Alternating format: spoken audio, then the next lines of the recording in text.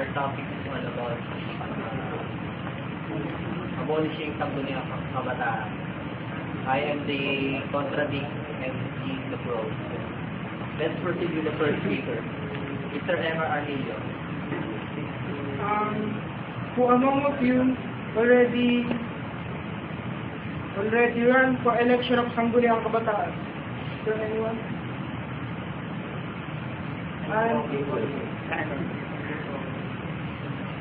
And how about their performance? Are you satisfied with their performance? So, And have you ever heard of what they do that has a good effect on our country?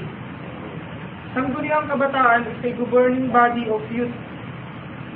It's composed of seven members and the chairman and secretary and treasurer. And if you wish to run in these positions, you must comply with the requirements of being a Filipino citizen and at least 6 months stayed at the barangay and at age of more than 16 years old and not more than 21 years old. Being a public servant is a great power and comes with a great responsibility.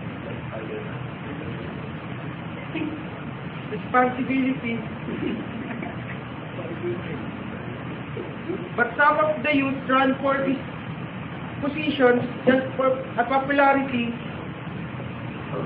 without even knowing what responsibility they carry on their shoulders. And as part of the youth, we should focus on our studies, not of entering into politics life, because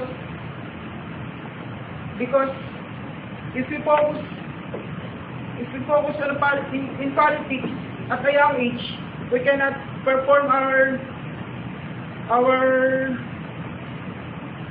studies well.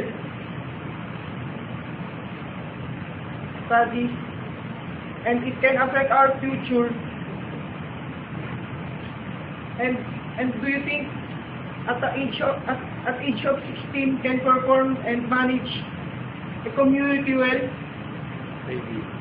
No, because they need advice to hire politicians higher than them, like barangay kagawad that has more experience in politics, more experience, and has a